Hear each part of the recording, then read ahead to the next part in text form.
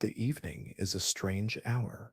It is neither fully alive like the morning, nor entirely gone like the night. It is a threshold, a quiet, dimly lit bridge between the demands of the day and the deep silence of sleep. And it is in this liminal space that the most important battles of the mind are fought. When the sun lowers itself into the horizon and the noise of the day fades, what do you do with those final hours? Do you fill them with endless scrolling, distracted chatter, and half conscious television, or do you pause, reflect, and tend to the inner life? Marcus Aurelius, the Roman emperor and Stoic philosopher, believed the way you end your day is as vital as the way you begin it. To him, the evening was not merely a time to collapse into bed, but a sacred closing ritual, a moment to take inventory of the soul, to realign with virtue, and to prepare the mind for the unknown that tomorrow would bring. The paradox of our age is that we have more leisure time than most in history, yet fewer people truly rest. We confuse stimulation for renewal and distraction for peace. But the Stoics knew better. They saw the evening as a mirror, one that reflects who you have been that day and who you are becoming. In this video, we will explore 7 Stoic-inspired evening practices drawn from the life and writings of Marcus Aurelius, refined through the wisdom of other great thinkers, from Seneca to Aristotle, from Epictetus to modern psychology. These are not rigid commandments, but invitations. Each is a way to reclaim your evenings from the noise of the world, to close your days with intention, and to wake up with a lighter, clearer mind. By the end, you'll see your evenings differently, not as a passive afterthought, but as the very forge where your character is shaped. It's late. The city has quieted, but your mind hasn't. You stir lying in bed, yet the day refuses to end. A conversation replays. A mistake gnaws at you. An unfinished task whispers, "You didn't do enough." We've all been here, physically in the present, mentally still trapped in the hours that have already passed. This is the first thief of peaceful evenings, the inability to let the day go. He ruled an empire under constant pressure, political disputes, military campaigns, plagues, betrayals. Yet, in meditations, he often reminded himself, "You have power over your mind, not outside events. Realize this, and you will find strength." What he meant was this: the Stoics practiced a deliberate mental release at day's end. They treated the mind like a room that needed to be cleared each evening. Seneca advised, "The mind must be given rest. It will rise stronger and keener after a pause." Here are Sip's a way to do it. I said something I regret. I didn't finish the report. I am worried about tomorrow's SIP's meeting. Then one by one, imagine placing them into a box. Close the lid. Tell yourself, "This will be here tomorrow if I need it. But for tonight, it is not mine to carry." This is not denial. It is self-governance. Marcus knew that if you don't set the terms for your own mind, the events of the day will own you, even in your sleep. Modern psychology supports this. Neuroscience shows that mental overactivity before bed disrupts deep sleep cycles, leading to restless nights and anxious mornings. By mentally closing the day, you're signaling to your nervous system that it's safe to rest. There's stats, also a moral dimension. The Stoics saw each day as a completed life in miniature. Marcus would write as though each evening could be his last, and in truth, it could. The day deserves to be ended with dignity, not with a restless grip on what has already passed. Tonight, when you feel the pull to replay, rehash, or resist the fact that today is over, try this thought. The day has done its part. Now I must do mine and let it go. The result is not emptiness, but space, the quiet, open space where peace can enter. And perhaps that is the deepest truth here. You cannot invite peace into a cluttered room, nor into a cluttered mind. So before we talk about examining your soul, cultivating gratitude, or preparing for tomorrow, begin with this. There is a difference between reviewing your day and judging yourself. One breeds awareness, the other breeds shame. The Stoics were masters of the first. Marcus Aurelius, despite being emperor, treated himself like a student at the end of each day. He did not assume that power excused him from accountability. In meditations, he often interrogates his own motives. In your actions, don't procrastinate. In your conversations, don't confuse. In your thoughts, don't wander. In your soul, don't be passive or aggressive. He was not writing for others to admire. These were private notes, his own nightly examinations. The Stoic evening ritual was a mirror. Seneca described it vividly. When the light has been taken away and my wife has fallen silent, I examine my whole day and go back over what I see've done and said. I hide nothing from myself. I pass nothing by. The point was not to dwell on failures, but to face them without excuses, because excuses are like soft pillows. They make you comfortable, but they keep you from standing up straight. Sit in stillness. No phone, no music, no distractions. Replay your day as if you were an observer. What choices did you make? Where did you choose ease over courage? Where did you act with integrity? Name both victories and failures without exaggeration. The Stoics were neither self flattering nor self cruel. End with one question. If I lived this day again, what would I do differently? Modern psychology confirms the power of this practice.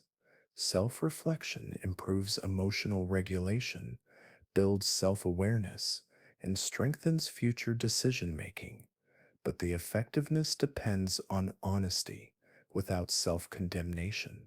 If you treat reflection like a court trial, you'll only learn to defend yourself, not to grow. Marcus knew that the danger of being human is not making mistakes, but refusing to see them. Every evening, he looked for the gap between who he wanted to be and who he had been. That gap was not a source of despair, but a map showing him where to travel next. And here sits the subtle but crucial point. So tonight, after you Sev emptied the day from your mind, pick up the mirror of self examination. Look honestly, speak truth to yourself, and do not hide behind I was tired or they made me. The world is already full of people who excuse themselves. Be the rare one who faces themselves. Soft CTA. This resonates with you. If you feel the quiet strength in owning your days instead of letting them own you, then subscribe. We explore these questions every week, not because they're easy, but because they're worth asking. The Stoics believed that an unexamined evening is a wasted opportunity, and the irony is, it takes only a few minutes. But those few minutes can transform the entire arc of your life. Tomorrow's self will thank you, not for being perfect today, but for being honest tonight. Gratitude is often spoken of as if it were a passing feeling, something that appears when life happens to be kind, but the Stoics saw it differently. For them, gratitude was not a mood that visits you, it was a discipline you train into your character. I am thankful to my grandfather for teaching me gentleness, to my mother for teaching me piety, to my teacher for showing me that no matter how much you study philosophy, you can live simply. Notice this: Marcus did not only thank people when they gave him pleasant things, he thanked them for virtues they modeled, for lessons learned, even for difficulties that shaped his resilience. The Stoic evening practice of gratitude is not about waiting for good days to feel grateful. It is about deliberately seeking the good in every day, even in the ones you wish had gone differently. Lower the bar for what counts as good. The warmth of tea in your hands, a stranger sip's brief kindness, the fact that you woke up at all, these are not small things. Seneca reminded us, nothing is more honorable than a grateful heart. Name the difficult gift. This is advanced gratitude. Ask yourself, what hardship today forced me to grow? Perhaps a criticism taught you humility, or a delay taught you patience. Marcus wrote, the impediment to action advances action. What stands in the way becomes the way. Anchor the feeling in your body.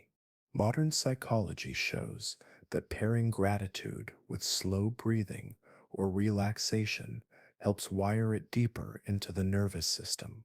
Don't just think it, feel it. Why does this matter so much at night? Because your last emotional state before sleep influences the mind's processing during the night. Ending the day in resentment hardens you, ending it in gratitude softens you without making you weak. There's also a hidden stoic reason. Gain stoic reason. Gratitude reminds you that you own nothing permanently, not possessions, not relationships, not even your health. Everything is on loan from the universe. To acknowledge this is to live more consciously. Imagine this: two people end the same day. One focuses only on what went wrong, replaying it like a bad song. The other pauses, notices the scent of rain outside, remembers the warmth of a brief laugh with a friend, and feels grateful. Tomorrow they will wake into very different worlds, not because the world itself changed, but because their perception did. Gratitude practiced nightly is like polishing the lens through which you see life. It doesn't erase the scratches, but it lets the light in. As Marcus knew, we do not control the length of our lives, but we can control their depth. Gratitude deepens life, even in the quiet closing hours of the day. In the age of Marcus Aurelius, news traveled slowly, letters carried by hand, whispers in marketplaces, dispatches from distant provinces. The Stoics warned against this centuries ago. Epictetus said it plainly: some things are up to us, and some are not. The heart of Stoic wisdom is learning the difference and adjusting your concern accordingly. Marcus himself was surrounded by empire sized problems. Yet in Meditations, you find not a man obsessed with distant gossip, but one returning again and again to what he could control: his thoughts, his actions, his character. He wrote, you have power over your mind, not outside events. Realize this, and you will find strength. The practice of shrinking your circle of concern begins with a nightly act of withdrawal. Not withdrawal from life, but from the unnecessary burdens we willingly shoulder. Here's steps one way to do it. List the worries in your mind before bed: personal, professional, global. Mark each one as controllable or not controllable. For the uncontrollable, say out loud, this belongs to the world, not to me tonight. Why is this so important in the evening? Because unresolved concern breeds restless sleep. Psychologists call it cognitive arousal, the mind's refusal to stand down. If you let your attention cling to global tragedies, distant arguments, or imagined futures, you keep your nervous system on high alert long after the day has ended. Stoicism is not apathy, it is precision. To shrink your circle of concern is to sharpen your impact, to stop bleeding emotional energy into places where it can do no good. Imagine an archer. If they try to hit every target in the field at once, they will miss them all. But if they choose one target and aim with care, they have a chance. Your attention is the arrow. Your circle of concern is the target. Marcus practiced this, even as emperor. His writings show a man resisting the pull to be everywhere, to know everything, to control all outcomes. Instead, he disciplined himself to remain in the realm of what was his to act upon. The rest he left to nature and to time. Tonight, you can do the same. Turn off the constant feed of information. Let the world continue without you for a few hours. Focus instead on the part of the universe you directly inhabit, your room, your breath, your relationships, your inner life. The Stoics would remind us we are not built to carry the weight of the entire world every day. We are built to carry what is ours and to do it well. So when the evening comes, shrink your circle of concern, not because the world's troubles don't matter, but because you will serve it better tomorrow if you have rested well tonight. The Stoics lived with an awareness that is rare today, a constant sense of the scale of existence. Marcus Aurelius often reminded himself of the immensity of time and the brevity of life. Reflect often on the swiftness with which all things pass away and are carried off, the boundless abyss of past and future in which all things vanish. This was not meant to depress him, it was meant to liberate him. When you see your life against the backdrop of the cosmos, many of the day's troubles shrink to their proper size. The insult from a colleague, the missed opportunity, the minor inconveniences all become small ripples in an ocean too vast to measure. In the evening, this perspective can be a profound balm. After the noise of the day, you have the chance to step back into the great silence that surrounds all human affairs. Here's steps a way to practice it. Step outside if you can. Look up at the night sky. Even if you see only a few stars, remember that each is a sun, many older than our entire species. Breathe slowly and imagine the millions of lives ending and beginning in this very moment across the planet. Recall your place in this flow. You are not outside of nature. You are nature momentarily conscious of itself. The Stoics called this the view from above. It is a mental exercise where you imagine rising higher and higher above your current location, first seeing your city, then your country, then the whole earth, and finally the vast expanse of the universe. From that vantage point, the tight grip of your personal concerns loosens. Marcus used this to humble himself and to find peace. That reminded him that the same natural laws that govern the stars also govern his life, and that resisting them was futile. Modern psychology has its parallel in what's called awe research. Studies show that experiences of vastness, whether in nature, art, or thought, reduce stress, increase well being, and make people more generous. Awe shifts our focus from the self to something larger, creating a sense of connection and meaning. In the quiet of the evening, reconnecting with what is eternal can be as simple as sitting in stillness, letting your mind drift beyond the walls of your home, beyond your town, beyond your own lifetime. This practice also subtly changes how you act the next day. When you remember that you are part of something immense and ancient, you are less likely to be petty, more likely to be patient, and more willing to live according to principle rather than impulse. So tonight, after you have emptied your mind, examined your soul, practiced gratitude, and shrunk your circle of concern, look up, let the stars, or even the darkness between them, remind you of the larger story you are in. As Marcus wrote, dwell on the beauty of life, watch the stars, and see yourself running with them. When you end your day connected to what is eternal, you wake not only rested but oriented, grounded in the truth that while your life is brief, it can be aligned with something timeless. Tomorrow will be just like today. Sometimes that's true, but often it's not. Tomorrow can bring surprise, joy, loss, opportunity, or hardship. The Stoics knew this well, and they trained themselves not to fear it. Marcus Aurelius began some mornings by anticipating difficulty. Today you will meet the meddling, the ungrateful, the arrogant, the deceitful. But this was not pessimism.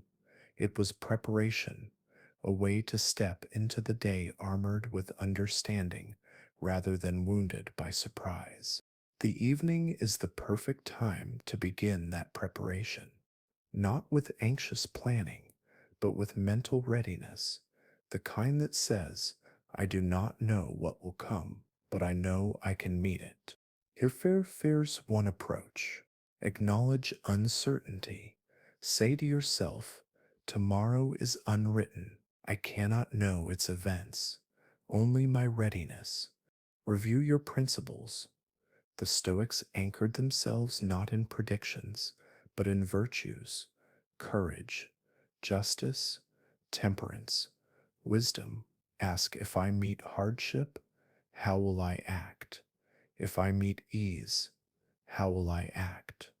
Visualize calmly. Picture possible challenges, a difficult conversation, a sudden change of plans, an unexpected demand. See yourself meeting each with steady breath and a clear mind. Modern psychology calls this stress inoculation, mentally rehearsing potential stressors so that if they occur, your nervous system is already familiar with them. It's the opposite of worry. Instead of spinning in what if scenarios, you train for them like an athlete. There's a profound peace in this approach. You stop demanding that tomorrow fit your expectations, and you begin trusting yourself to meet whatever arrives. Marcus, even as emperor, could not control the tides of war, disease, or political betrayal, but he could control how he greeted each dawn. He reminded himself, if it is endurable, then endure it. Stop complaining. Whatever comes tomorrow, I will meet it as a human being, with reason, with virtue, with calm. This small act shifts your relationship to the future. Tomorrow stops being a threat or a promise and becomes simply a field where you will practice being yourself. And when you live like that, steady in uncertainty, you carry the deepest form of security. The day begins in noise and ends, for most, in more noise. Even in the hours before bed, we fill the space with screens, conversations, snacks, and restless activity, as if we fear what might happen if we simply stopped. The Stoics knew the value of an uncluttered ending. Marcus Aurelius wrote with a kind of quiet finality in many of his reflections, as though each night were the closing of a small lifetime. This was not despair, it was clarity. When you truly see the day as a complete chapter, you feel no need to overcomplicate its closing.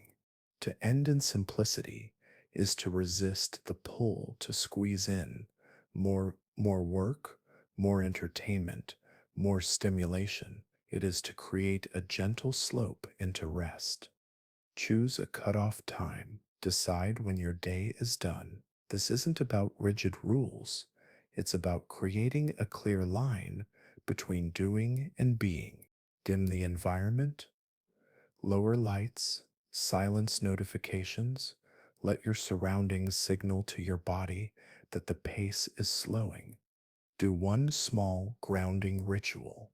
It could be making tea, reading a single page of philosophy, or simply sitting in silence for a few breaths. Simplicity in the evening is not only about activity, it's about thought.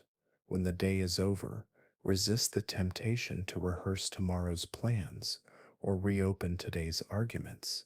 Let the mind mirror the environment, quiet, uncluttered, clear. There's also a philosophical reason. Complexity is rarely the path to peace. The Stoics sought elegance, the beauty of the essential. Seneca wrote, "It is not the man who has too little, but the man who craves more that is poor." The craving for just one more thing before bed is a symptom of this poverty. Imagine your day as a jar. It has been filled with stones, pebbles, and sand, the events, conversations, and thoughts that made it. The temptation is to keep adding grains of sand until there's no space left. Simplicity means stopping before the jar overflows, leaving space for stillness. Tonight, try ending your day with nothing to prove, nothing to consume, nothing to add. Let the day be enough. Let it close gently, without drama.